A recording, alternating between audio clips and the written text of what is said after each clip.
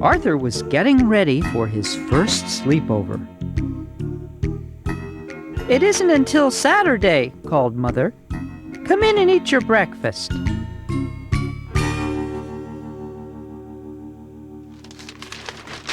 Father laughed while he read the paper.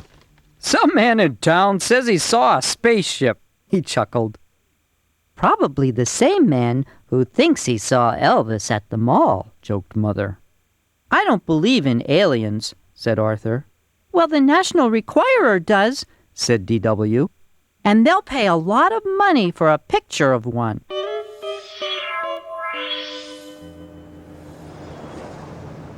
On the way to school, the girls were talking about the spaceship. Arthur wanted to talk about his sleepover. "We can have the sleepover in my tent," said Arthur. "You wouldn't catch me out in a tent with the spaceships landing," said Muffy. "Bad news," said Buster. "My mom thinks I'm too young for a sleepover. I can't come." "But you have to," said Arthur. "It's my first sleepover, and you're my best friend." "Why do they call them sleepovers?" said Francine. "No one ever sleeps."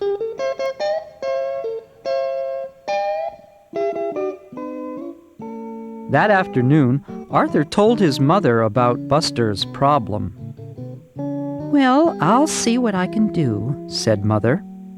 Arthur crossed his fingers while she dialed.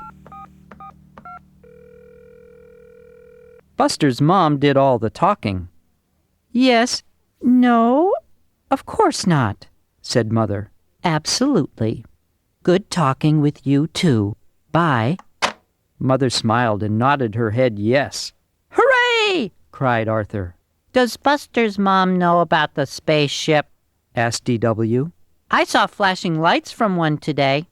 "I think that was the pizza shop sign," said Mother. Saturday morning, Arthur was outside, making the tent cozy for his sleepover. His family helped too. "I was just thinking," said D.W. "How do we know you're our real parents and not aliens in their bodies?"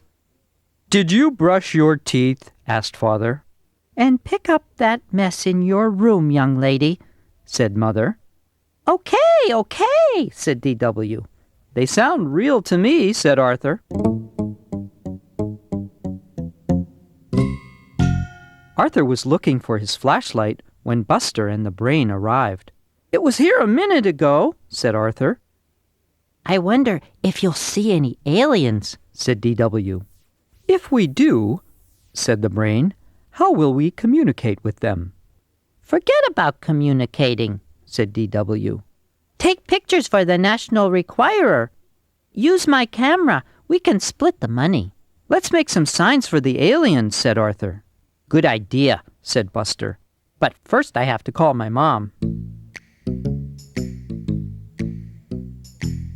Arthur's sign said, "Aliens welcome." The Brain's sign said, "We are your friends." And Buster's sign said, "Please do my homework." After they finished their signs, they unpacked. "I brought a few snacks," said the Brain. "I brought a rubber snake," said Arthur, "to keep D.W. away." "What did you bring, Buster?" "Just my baseball cards," said Buster, "and my blankie." "Do you think we really will see aliens tonight?" "No. Do you?" said Arthur. "Highly unlikely," said the Brain. The boys forgot all about aliens. They were too busy telling jokes and trading baseball cards. "Pillow fight!" screamed Buster. "Quiet," said the Brain. "What's that sound?" "Footsteps," whispered Buster. "And they're getting closer," said Arthur. "Uh-oh." "Pizza delivery," called an unfamiliar voice. "Compliments of the sleepover parents." Everyone laughed. I almost stopped breathing, said Arthur. I almost wet my pants, said Buster.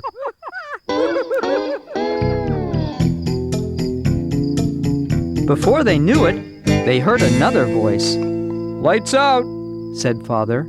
It's after 9, bedtime. Already? Said Arthur. Thank you for the pizza, sir, said the brain. You're welcome, said Father. Good night. Good night, said the boys sweetly. As soon as they heard Father go back into the house, they shot out of their sleeping bags like cannonballs. I heard bedtime, said the brain, but I didn't hear sleep time. Okay, I'm gonna get you. Ow. Out of the way, watch it. Let's tell spooky stories, said Arthur. How about cards? Suggested Buster.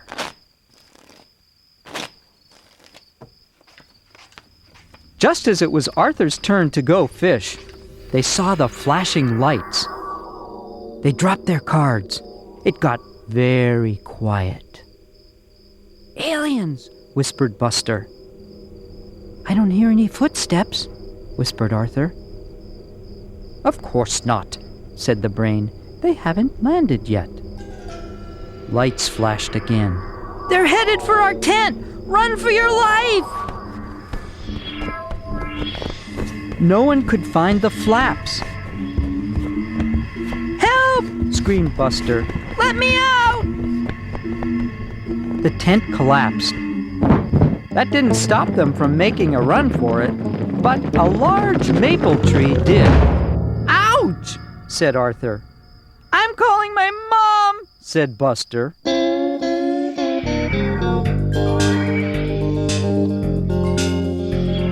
Look, said the brain.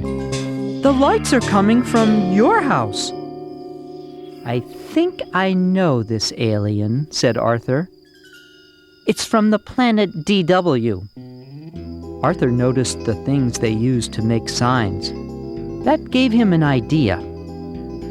Let's put our tent back up.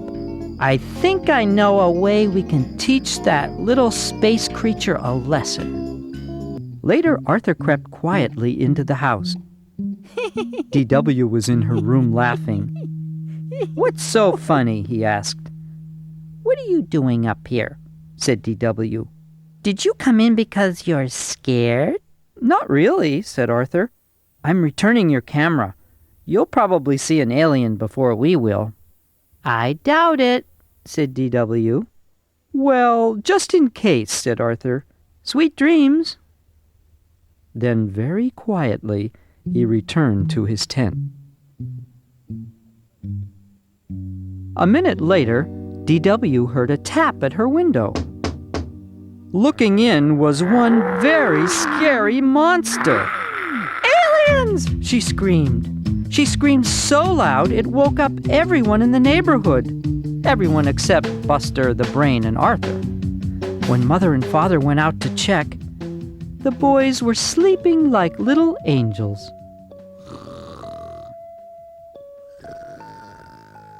Of course, after Mother and Father went back into the house, it was another story.